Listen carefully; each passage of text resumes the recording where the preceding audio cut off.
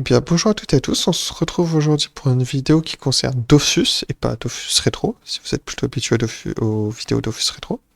Mais ça va concerner les kamas par les métiers dans la zone des profondeurs de Sophokia.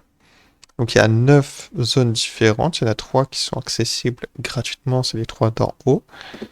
Vous pouvez récolter des salicrones si vous êtes alchimiste, du quinoa si vous êtes paysan, les équipes de mer à droite, exclusivement à droite, si vous êtes mineur niveau 200.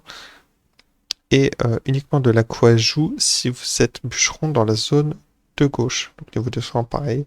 Et un peu partout, vous pouvez aussi récolter des patelles. Pour ça, il faut être pêcheur niveau 200. Mais ce n'est pas mon cas. Donc, eh bien, je m'en abstiens. Voilà, là, en farmant un petit peu, j'ai juste farmé la première zone, par exemple. Et j'ai eu 2 sacs de ressources. Donc, 2 petits sacs de ressources, mine de rien. Ça nous fait 50 000 et 100 000 kamas quasiment. Donc on est à 150 000 kamas rien que pour la première zone. C'est assez sympa, je trouve. Je vais les mettre, c'est tout dans ma dragotinde. Vous montrer que c'est pas une arnaque, hein, c'est pas. Hop, accéder à l'inventaire d'aventure. Bon, j'ai eu de la chance quand même sur les protecteurs de ressources. Hop. Ah, je peux. Ah, bien sûr, je suis full. La vraie sac peut-être. Hop, voilà. Bien sûr, il faut quand même équiper, avoir dans son inventaire les 6 items pour naviguer librement dans les zones additionnelles. Donc là, par exemple, on le voit bien, je suis dans la zone, je suis ici, donc il me faut évidemment des items additionnels, sinon je vais pas aller loin. Et alors ça permet du coup de récolter entre guillemets plus de ressources. C'est pas que ça va donner plus de ressources, c'est que c'est des zones qui vont être moins farmées puisque justement il faut avoir les ressources sur soi au bon moment. Et les gens, voilà, se cassent pas forcément la tête à aller chercher des ressources pour aller farmer, c'est pas forcément intuitif. Ça évite le truc qu'on a laissé en banque, etc. Donc c'est des zones qui ont moins de chances d'être farmées. C'est aussi des zones intéressantes pour le farm des mobs, puisque les mobs sont moins farmés et qu'il y a des mobs exclusifs à chacune des zones. Donc évidemment, si vous avez accès à la dernière zone, vous avez accès à tous les mobs.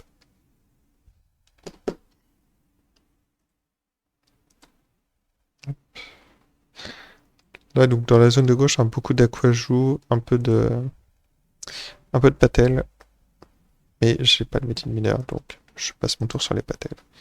En revanche, l'aquajou, normalement, alors est-ce que...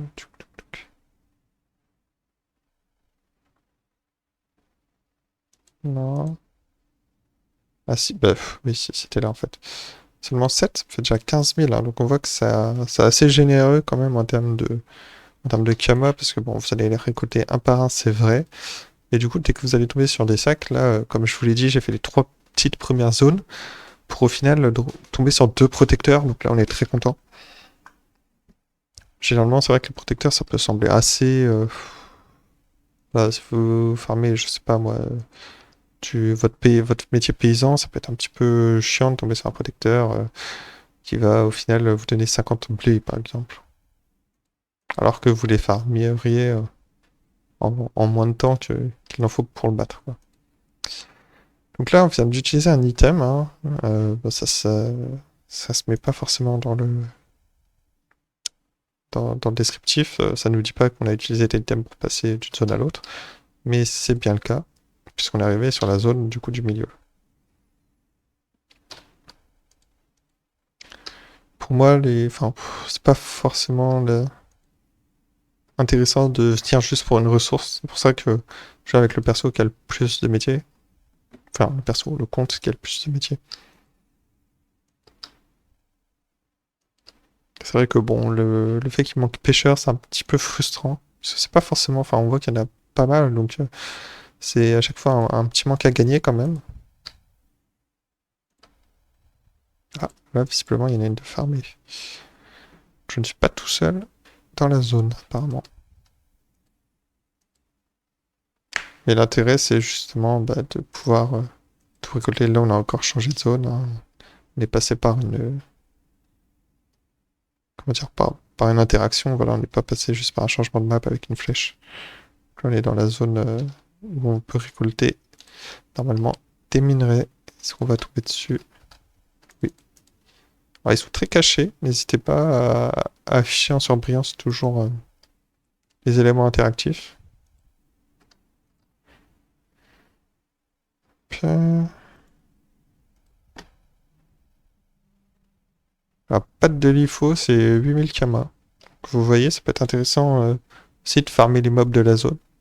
Surtout quand il est tout seul comme ça. On va pas le faire là parce que c'est pas l'intérêt de la vidéo. Mais c'est aussi un intérêt d'aller dans les profondeurs. Puisque le LIFO n'est pas accessible dans dans les premières zones. Tac.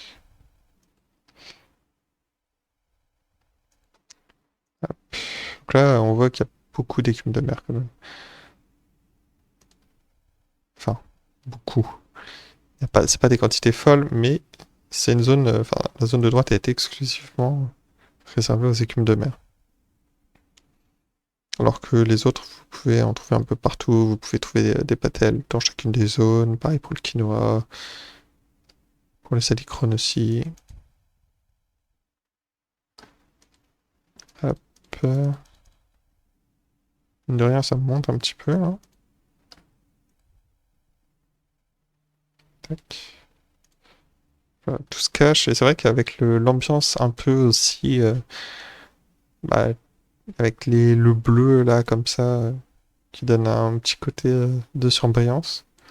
Ça cache un peu les éléments, les éléments interactifs. C'est pas très pratique. Là, normalement, on est bon. Et on vient de monter de zone. Est-ce que ça va être plus généreux? Tac. Moi, c'est une zone que j'aime bien puisque c'est assez chill. Normalement, on vient, on sait qu'on tombe sur quelque chose. Voilà, là, hop, typiquement une salicrone ici. Ah, je sais pas affiché. Bon, actuellement, hein, on voit que salicrone 1000 kama, écume 700, allez, 750, on va dire. Le quinoa est quasiment à 2000 et l'aquajou aussi. Donc, suivant les prix moyens aussi, ça peut vous donner une indication des zones à farmer. Même si, bah, voilà, faut pas se priver, comme je te dis, faut mieux récolter plus et vendre un peu de tout que d'essayer de vendre que, par exemple, de l'aquajou parce que c'est plus cher et se rendre compte que bah, ça ne part pas. Ce serait un petit peu dommage. Et ces ressources sont assez intéressantes puisque euh, non, on peut notamment créer bah, évidemment les items pour naviguer entre les zones, donc l'attrapeur, l'accélérateur, on en voit plusieurs, et de nombreux items en fait. En plus des clés évidemment des trois zones. Il y a trois donjons à faire dans les profondeurs, et bien il faut forcément des minerais pour enfin, les ressources récoltables pour crafter les clés. Là, on voit hop, les filets de capture aussi pour les mules d'eau, évidemment. Et si vous avez envie de vous faire plaisir, vous avez aussi enfin, au moins un harnachement. Après, on a des petits objets de quête. C'est une zone qui permet de dropper, de faire les quêtes, notamment du Dofus Abyssal. Donc c'est une zone que j'ai particulièrement bien appréciée. Les quêtes sont assez sympathiques, je trouve. Là. Hop. On a quelques équipes de mer, ça serait bien d'arriver à feinte. Et de changer de zone. Est-ce qu'on peut retourner un petit peu au milieu? Hop.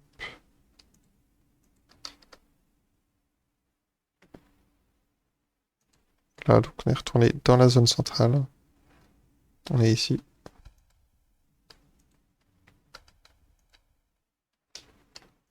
Et le quinoa, alors, pourquoi je l'ai pas là?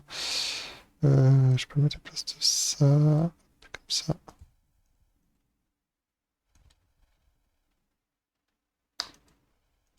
Tac.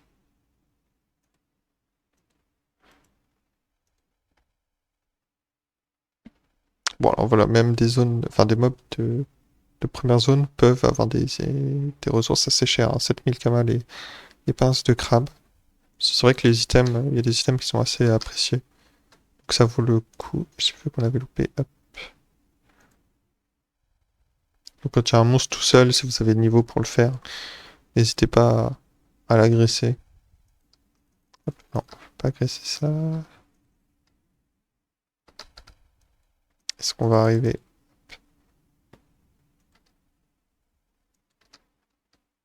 Si ça tombe, j'en ai loupé. Ça vient d'arriver une dizaine de chaque, au moins.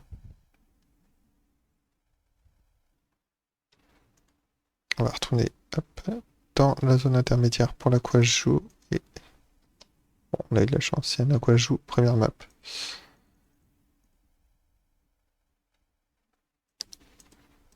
Hop. Après, c'est vrai que la condition du métier niveau 200 peut être un frein, mais si vous farmez un petit peu les métiers, ça va assez vite quand même. On va remonter. Là, on est arrivé dans la première zone, enfin dans la zone de départ du coup. Et on voudrait juste deux petites salicrones. Normalement, on va retrouver la map d'après. Bah non, elle souhaitait récolter, super. Le quinoa, on prend. C'est aussi un moyen pour avoir des items du coup de manière abordable. Parce que dans les items, si vous aviez pas vu, il en faut quand même un petit peu des ressources, hein, mine de rien, mais c'est pas insurmontable. Si je prends une amulette, voilà, il en faut 50. Bon, c'est pas la mer à boire non plus. Ça se récolte assez vite. Faut se dire que sur un dévoreur de ressources, enfin un protecteur de ressources, pardon, vous avez de quoi en crafter, enfin pour crafter un item, donc c'est pas mal. En termes de kama, donc là c'est quoi? Allez, j'ai pris mon temps, j'ai pas forcément fait de chemin optimisé, et pourtant on va arriver. Est-ce que je peux faire ça? Hum... Est-il dans l'HDV des ressources à Suffolk? Bonne question. Non, ça c'est équipement. Bon, on va aller. Hop, on va aller vendre ça directement en ville. Hôtel de vente ressources.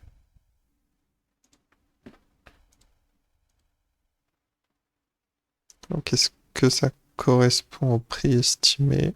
Oui, en vrai, oui, ça va. Par 10, donc on est à 2200, 10 249. Hop. Les écumes de mer, bah, c'est ça aussi, hein. 7221. Hop. Le quinoa, on est pas mal. Et l'aquajou, on est pas mal non plus. Ah, on est un peu en dessous quand même, hein, par 10. Je préfère aussi essayer de ne pas vendre par 100.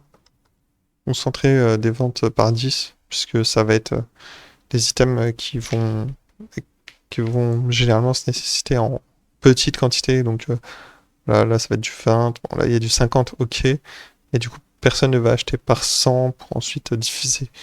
Si vous achetez par 100, c'est que normalement, vous allez peut-être crafter plusieurs items, etc. Donc on peut estimer que c'est un scénario assez rare, entre guillemets. Là où, voilà, pour crafter par exemple les items, pour aller dans les profondeurs, donc notamment peut-être avancer dans les quêtes du Dofus abyssal, chaque fois il en faut 20, donc c'est c'est pas énorme comme quantité. Privilégier les ventes par 10. Là on n'est pas trop mal, voilà, 64 000 kamas en quelques minutes, c'est pas insurmontable. Sachant que là, bah, on n'a pas eu de protecteur, mais dès que vous avez un protecteur ou deux, ça va vite faire grimper vos kamas, et c'est ça qui est intéressant dans cette zone, c'est vraiment les protecteurs. mince, c'était pas ça, c'était accélérer l'inventaire. Voilà, par exemple, si je prends un peu ce que j'ai farmé avant,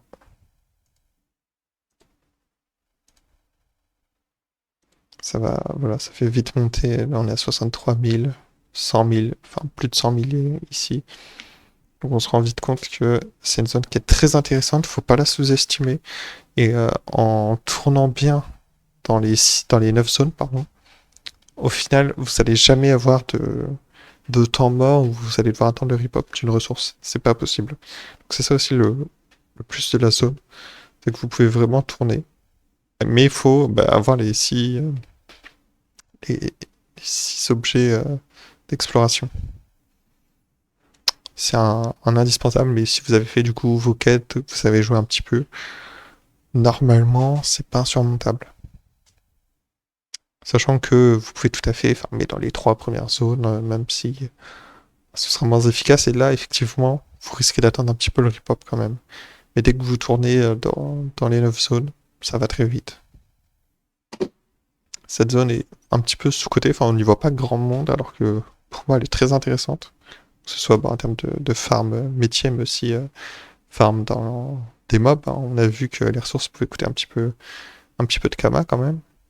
Avec des taux de drop, voilà, 12%, c'est pas non plus rien. En faisant un petit chal, en ayant un petit peu de prospection, ça va vite monter, quoi. Donc cette zone est vraiment très très bien. Et j'espère que bah, cette découverte, si c'en est une pour vous, ça vous a plu. Et si vous connaissiez, j'espère que vous avez aussi quand même apprécié. Si c'est le cas, n'hésitez pas à laisser un petit commentaire, ça me ferait très plaisir. Et bien sûr, vous abonner et liker la vidéo. Sur ce, je vous dis à la prochaine. Ciao ciao!